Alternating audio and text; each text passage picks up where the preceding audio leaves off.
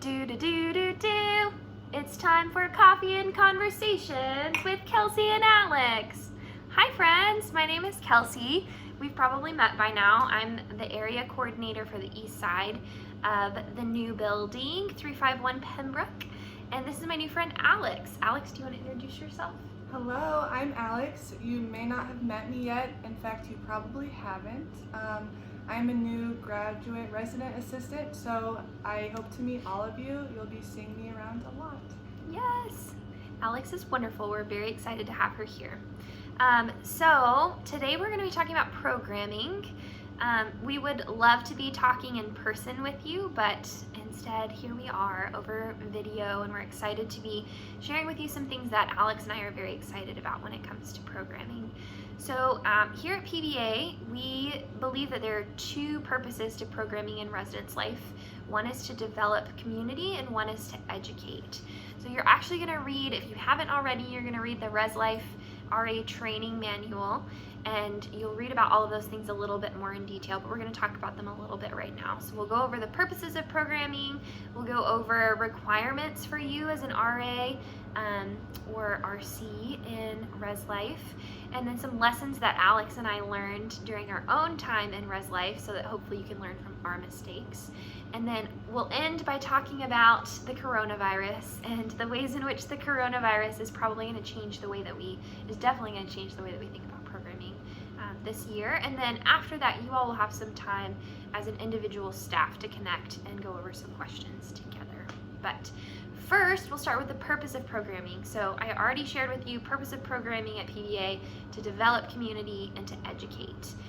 Alex, I know that you're really passionate about developing community. Do you want to talk a little bit about programming and developing community? Absolutely. So I think one of the coolest parts about being an RA is having the chance to just connect with your residents like on a deep level, and just to make sure everyone feels like they belong, and just make PBA feel like home for everyone, because it is. And just letting people know that you accept them and you're here to support them however they may need. And I think that will look different for every resident, but I just think such an important part of programming is just to develop that sense of community right off the bat, just so they know that they have a place here and that we're so glad that they're here.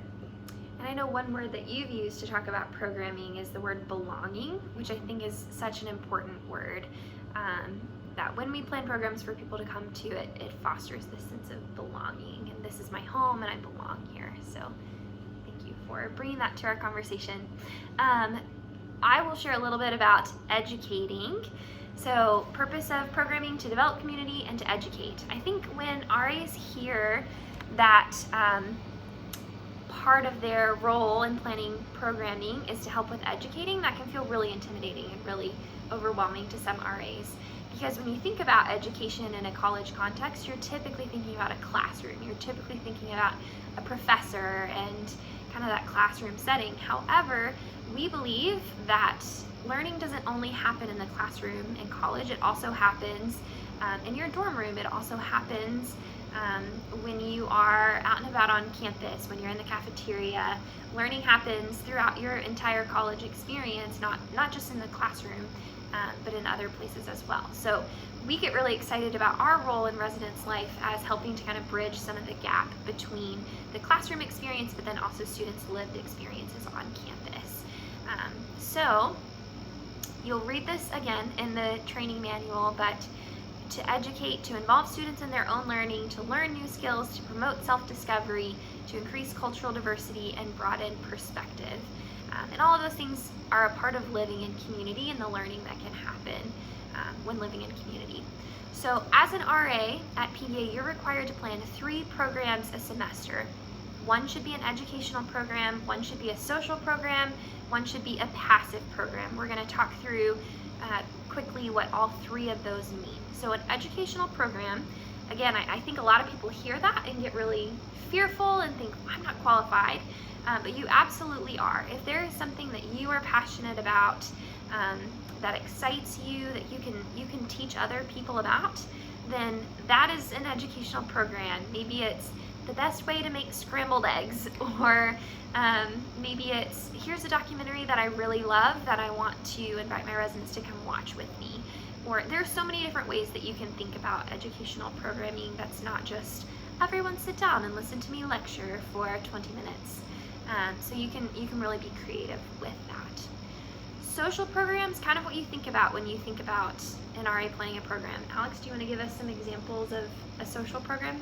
Yeah, I think social programs are fun because there are so many things you can do, and you can just kind of tailor it to fit the residents on your floor and what they like to do. So I think that could be a movie night, a game night, you could have like a dessert night, really anything just to get people together and have fun.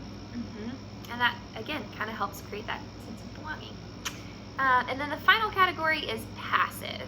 So this is also outlined in the training manual. A passive program could be a couple of different things. It could be creating a poster that educates your residents about something that you put up on your floor.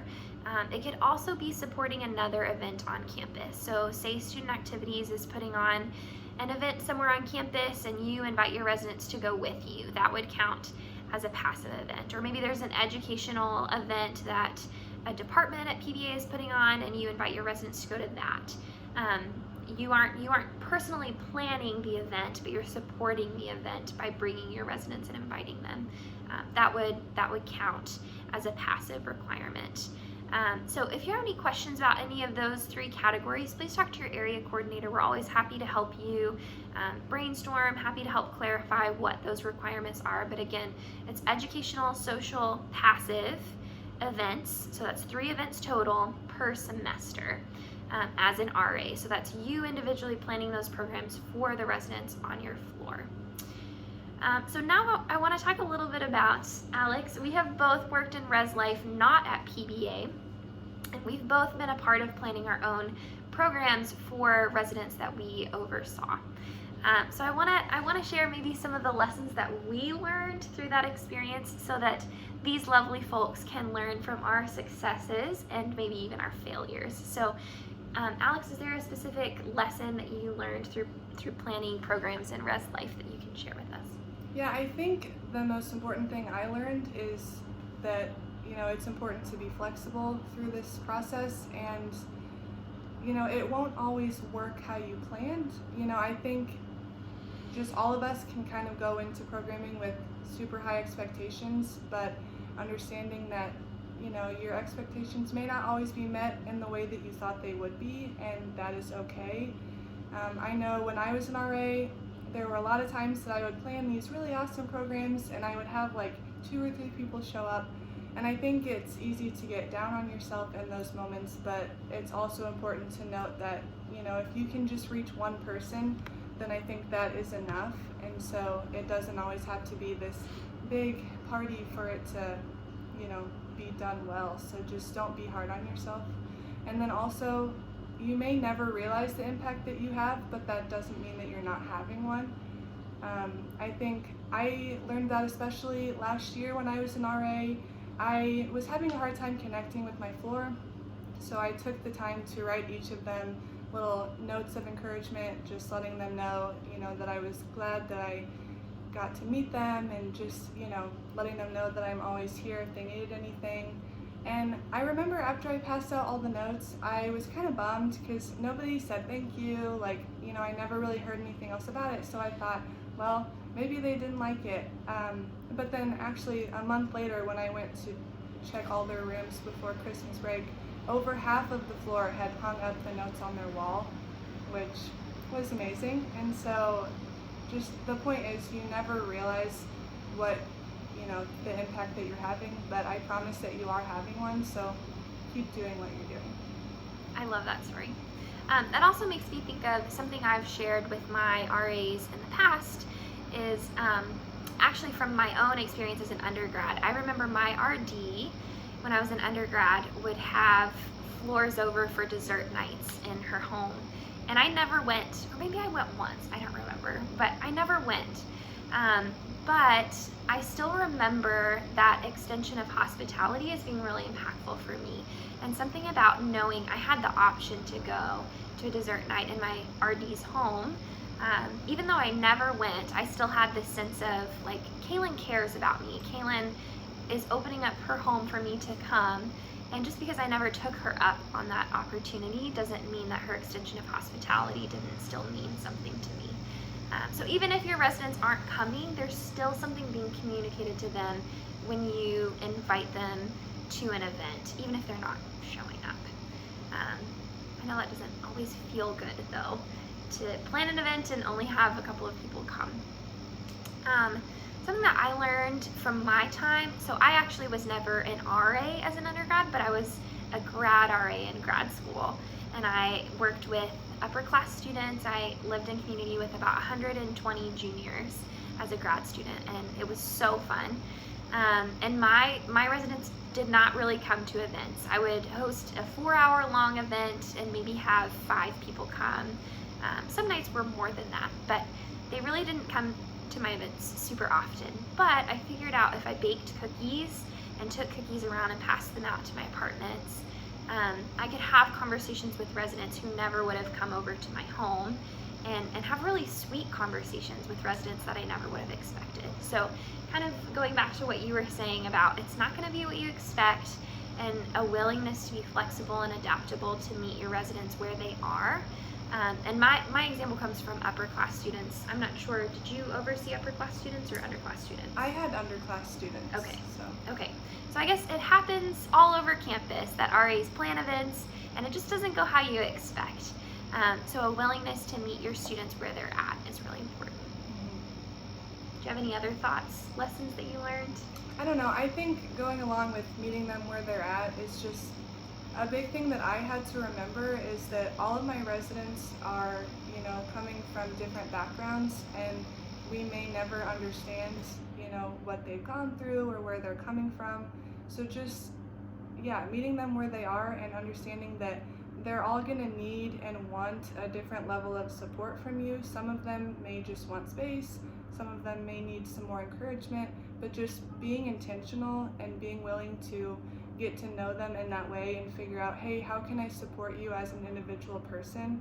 I think that's going to be really important. That was really good. Thanks for saying that. Yeah, of Thanks course. for saying that, Alex. Okay, I'm gonna now share a little bit about some COVID guidelines, which is the worst. And please also note, we are creating this video in July, early July. So by the time you watch it, it's probably gonna be early August? So there's a whole month of things that could happen between now and early August. So things could change. So please listen to your area coordinator. What your area coordinator shares with you is much more current and correct and up to date than what I'm sharing right now. But these are just some general guidelines to kind of get you thinking about how programming might be different in the time of coronavirus. So in your personal apartment or room, we're not going to be able to host large programs this year, unfortunately. And that's just out of a respect for your roommates, out of a desire to protect you.